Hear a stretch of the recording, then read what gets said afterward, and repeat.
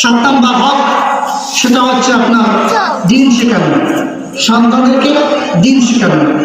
আরে এটা আমি দিতেছি বাবু। আল্লাহ তাআলা আল্লাহ হাবিব সাল্লাল্লাহু আলাইহি ওয়াসাল্লাম বলেন, খায়রুকুম মান তাআল্লামা আল-কুরআন ওয়া আল্লামা। আল্লাহ তাআলা বলেন, আল্লাহ হাবিব সাল্লাল্লাহু আলাইহি ওয়াসাল্লাম বলেন, যে ব্যক্তি কোরআন শেখে এবং অন্যকে কোরআন শেখায় সে হলো দুনিয়ার মধ্যে সর্বোত্তম ব্যক্তি, দুনিয়ার মধ্যে সর্বোত্তম ব্যক্তি। আল্লাহ হাবিব সাল্লাল্লাহু আলাইহি ওয়াসাল্লাম বলেন, তুলাবুল ইলমি ফারাতুন আলা কুল্লি মুসলিম। আল্লাহ হাবিব সাল্লাল্লাহু আলাইহি ওয়াসাল্লাম বলেন, প্রত্যেক মুসলমান নর-নারীর জন্য ইলমে দ্বীন শিক্ষা করা ফরজ। এই ইলমে দ্বীন শিক্ষা করা প্রত্যেকটা মুসলমান নর-নারীর জন্য ফরজ, এটা ফরজ। আল্লাহ তাআলা যখন কোরআন নাযিল করেন, কোরআন নাযিল করার নামাজ ফরজ করেন নাই, রোজা ফরজ করেন নাই, যাকাত ফরজ করেন নাই, হজ ফরজ করেন নাই, সর্বপ্রথম ফরজ করেছেন দ্বীন শিক্ষা করা।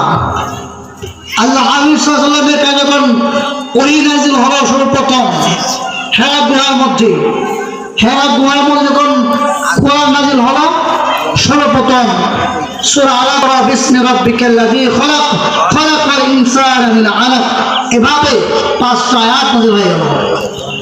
এই দিনটা দোয়া আল্লাহ হাবিব সাল্লাল্লাহু আলাইহি ওয়াসাল্লামকে জিবরাইল সালাম বলেন, হে আল্লাহর রাসূল আপনি পড়ুন। আল্লাহ হাবিব সাল্লাল্লাহু আলাইহি ওয়াসাল্লাম বলেন আমি পড়তে পারি না। তখন জিবরাইল সালাম বলেন, আবার বললেন, হে রাসূল আপনি পড়ুন। আল্লাহ হাবিব সাল্লাল্লাহু আলাইহি ওয়াসাল্লাম বলেন, না আমি পারি না। আবার বললেন আপনি পড়ুন। তার বুকের মধ্যে জড়ায় ধরলেন, হে আল্লাহ রাসূল আপনি পড়ুন।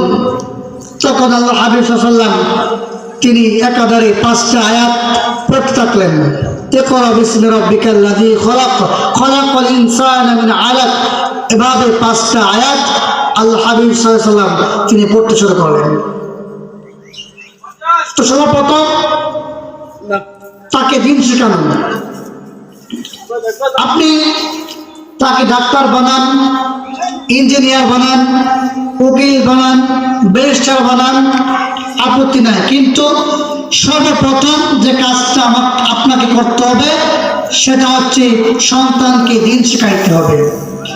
যদি আপনি দ্বীন শেখাইতে পারেন তাহলে যদি ডাক্তার হয় সে ডাক্তার নামে কষাই হবে না।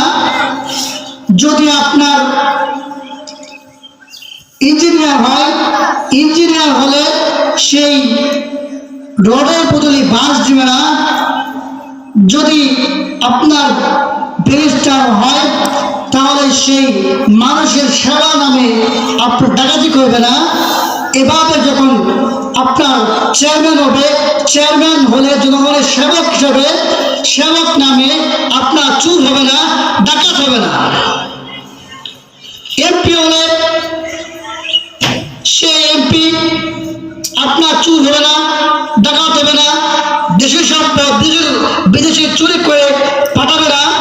যদি আপনার কোরআন শিক্ষা হয়, কোরআন শিক্ষা দেওয়া হয় তাহলে আপনার সন্তানটা ডাক্তার হোক, ইঞ্জিনিয়ার হোক, উকিল হোক, ব্যারিস্টার হোক, চেয়ারম্যান হোক, মেম্বার হোক, এমপি হোক, সমস্ত কাজের মধ্যে তার একটা যুক্ত থাকবে, হাইরে আমি তো কোরআন শিখছি, আমি তো দ্বীন শিখছি, আমাকে তো আল্লাহর কাছে দোয়াতি করতে হবে। এই যদি যখন থাকবে তখন সে চুরি করবে না, ডাকাতি করবে না, সে কষাই হবে না, সে রোডের মধ্যে বাস দিবে না। এই কাজ সাবধান তারা অবলম্বন করবে যদি দ্বীন শিখাতে পারে। কারণ কোরআনের মধ্যে আছে চুরি করা হারাম, চুরি করা কবিরা গুনাহ, চুরি করে তার হাত কাটতে হবে। কোরআনের মধ্যে আছে মানুষের সেবা করা, সে ডাকাতি করবে না। এইটুকু দিনের তার যখন বুঝটা ফুল থেকে ঢুকে যাবে তখন সে আর এই পাপ কাজগুলা তার দ্বারা সম্ভব হবে না। এই জন্য সময় তো এলাকাবাসী একটু বোঝার চেষ্টা করেন। যে দিন শিক্ষা করা যে কতটুকু গুরুত্বপূর্ণ একটা বিষয়। আমার আপনার সন্তানরা সকালবেলায় উঠে আপনার সকালবেলা উঠে সময় আগে যায় দোকানের মধ্যে সিডি দেখার জন্য, টিভি দেখার জন্য, সবার আগে আপনার মোবাইল নিয়ে পড়ে আছে। আপনি খেয়াল রাখেন না, একবার আপনি চিন্তা করলেন না যে আপনার সন্তানটা এই যে মোবাইল দেখতেছে, টিভি দেখতেছে, সকালবেলা যখন মসজিদের হুজুর ইমাম সাহেব যখন ডাক দেয়, মুক্ত হয়ে ছাত্রছাত্রীরা মুক্ত হয়ে চলে আসো, তখন আপনাদেরকে এই মুক্ত পাঠান না, তখন আপনি পাঠান না। আপনার উচিত ছিল তো ডাক দেওয়ার সময় আগে আপনি ফজরের নামাজের সময় ডাকে ডেকে তাকে মসজিদে পাঠিয়ে দেওয়া, কিন্তু সেই কাজটা আপনি করলেন না। যখন কেউ ডাক দেয়, তার বন্ধু বান্ধব ডাক দেওয়ার পরে আমরাই অনেক বাবা মা আছে যে ছেলেটা ঘুমাইতেছে, ঘুমের মধ্যে ডিস্টার্ব করো না। এমন বাবা মা আছে বলে যে আমার সন্তানটা রাত্রে 1টা বাজে 2টা বাজে এসে ঘুমাইছে, এখন ডিস্টার্ব করতেছে কেন? হাই রে বাবা মা, তাদের জন্য আমার আফসোস হয়। এই জন্য যে আপনি আপনার কষ্ট, সন্তানের কষ্টটা সহ্য করতে পারেন না, কিয়ামতের ময়দানে যখন আপনার সন্তানকে হিসাব নিকাশের জন্য ডাকা হবে, ডেকে আপনার হিসাব নিকাশের জন্য ডাকা হবে, ডাকার পরে তখন আমার নামা হিসাব নিয়ে যখন আপনার সন্তানকে জাহান্নামের আগুনের মধ্যে ফেলা হবে, তখন আপনি আপনার সেই দয়া মায়া কোথায় থাকবে? কোথায় থাকবে সে? তখন আপনার সেই দয়া মায়া, এই সামান্য দুনিয়া কষ্ট আপনি সহ্য করতে পারেন না, কিন্তু সন্তান আপনার সামনে আপনার বুকের মধ্যে পাড়া দিয়ে আপনার ছেলে, আপনার মেয়ে জাহান্নামের আগুনের মধ্যে ডুববে, তখন কি আপনার কষ্ট হবে না? একটু চিন্তা করেন, আপনার বিবেক দিয়ে চিন্তা করেন, তখন কি অবস্থা হবে আপনার সন্তানের বা আপনার?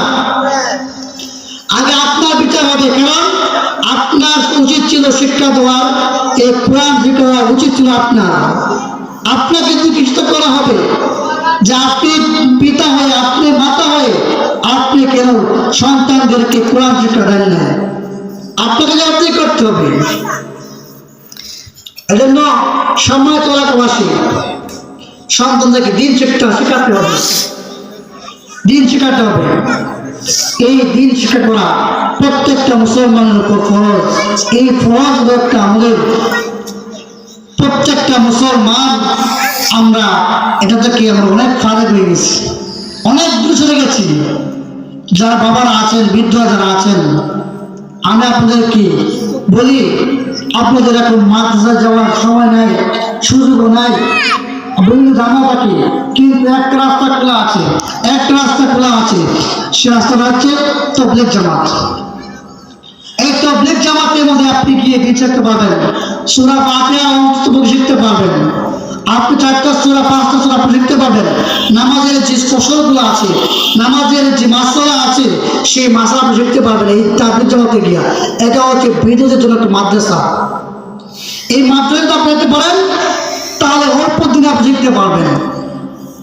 আপনাকে কিছু কষ্ট করতে হবে, কিছু পাইতে হলে কিছু কষ্ট করতেই হয়।